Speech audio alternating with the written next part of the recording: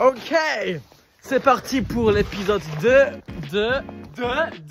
pas de l'appel, mais de on répare ce Sleep Analyzer. Si vous avez pas la ref, regardez l'épisode 1. Ouais. Gros, il nous faut un tournevis là. C'est vrai qu'il nous faut un tournevis car nous n'avions pas de tournevis dans le précédent épisode pour démonter ça et raccrocher ce câble. Gros, t'as fait tomber des gants. Hein. C'est pas grave. Et donc, on va essayer de... Non, mais qu'est-ce que tu fais là? Arrête, tu mets de la neige dans mes gants. Il y a de la neige dans mes gants, super. Parce qu'il nous faut un tournevis très spécial comme ça, qui est une petite étoile. Et on n'a pas ça. Du coup, on va essayer d'aller le chercher, de trouver ça. Allez, on dit. Ah, ça marche pas. Eh oh, on a perdu les clés. C'est où elles sont les clés? Ouais. Juste là, moi, où ça? Non, non. Bonne César. Je dis quoi? Oh là. Ah, on refait, c'est pas drôle. Ça démarre tout seul, c'est fluide. Ah, la fenêtre veut pas s'ouvrir. Attends, la fenêtre ne s'ouvre pas. Je crois que c'est glacé. Ah, voilà. On a bien déneigé ou pas?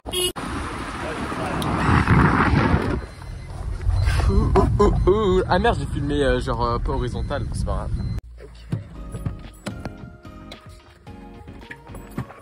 Bonjour. Ouh, les tournevis.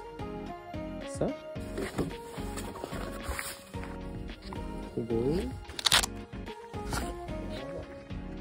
Parfait. Je vérifie que s'il y a d'autres vis, on aura mis à dévisser pour voir si je le prends ou pas. Si ça ne dérange pas. Hop. Mais là, à partir du moment où vous l'utilisez, vous le prenez quoi. Ouais. Mais je veux voir aussi s'il y en a d'autres en plus. Tac.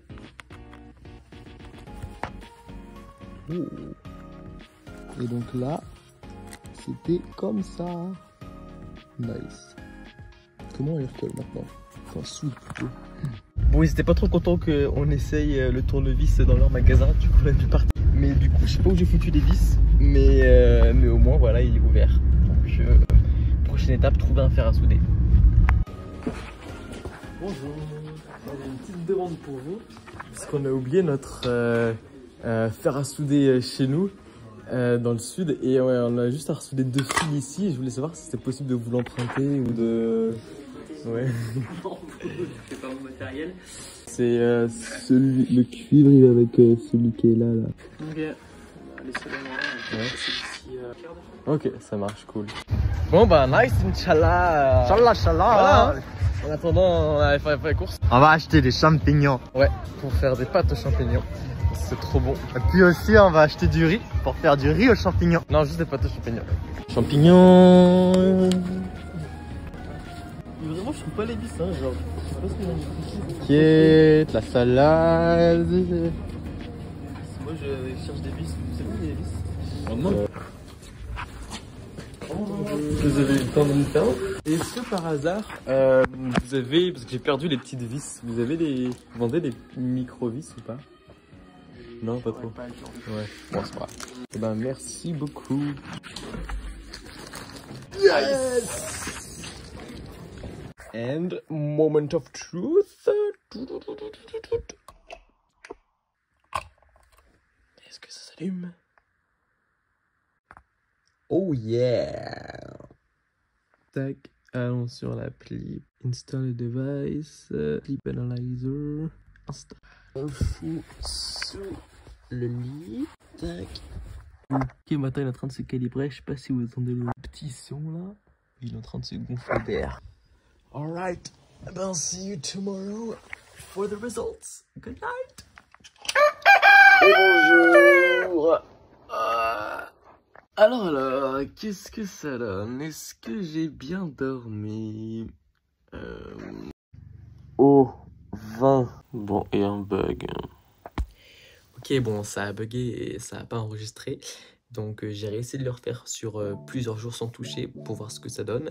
Et ben, let's check out that now. Cette fois-ci, je vais aller sur l'ordi en espérant qu'il y a moins de bugs dessus. Let's see. Oh, mais c'est que ça a enregistré ces 4 jours-là. trop bien. Il y a des news dans le monde d'autres, hein. Mais si on prend mardi 7 par exemple, voyons voir. 9 heures de sommeil et on a un joli graphique. 45 battements par minute, à part quelques fois où là c'est monté à 80, je me demande de quoi je rêvais à ce moment-là. Et on voit que j'alterne entre plusieurs phases, notamment du REM sleep, du deep sleep et du light sleep. Attends, on va voir sur l'application, il y a plus de détails.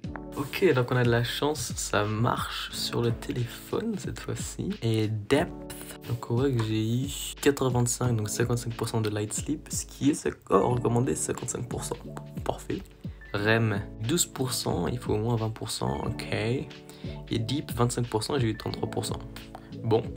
Seems like indeed my sleep was good. Et attends, je vais ressortir mes cours de L3 en neurosciences car j'avais des cours spécifiquement sur le sommeil, donc ça pourrait être intéressant de se rappeler ce que veulent dire ces 3 différentes stages of sleep pour comme ça on peut en apprendre un petit peu plus grâce à cette vidéo, hopefully. Ok, donc j'ai retrouvé les graphiques qui présentent un peu les différentes étapes du sommeil et on voit qu'effectivement dans la première moitié de la nuit, c'est là où on a du slow wave sleep, qui correspond au deep sleep. Et dans mon cas, on voit que de là et là, j'ai principalement du slow wave sleep, du coup pour ça pour l'instant on good, alors que dans la deuxième partie de la nuit c'est là où on a du REM sleep, rapid eye movement, je vous en dis plus juste après. Et là on voit que par contre c'est pas trop le cas. Bon après l'appareil que j'ai utilisé pour le mesurer, je pense pas qu'il soit hyper fiable. J'essaierai de voir si pour une future vidéo je pourrais rentrer plus en détail et me faire vraiment analyser par un vrai appareil qui enregistre les ondes de notre cerveau. Mais ça reste quand même rigolo de voir ces petits graphiques quoi. Et sinon pour ce qui est de ce que signifie chacune de ces étapes de sommeil, hein, donc un peu plus le light sleep, le deep sleep et le REM sleep.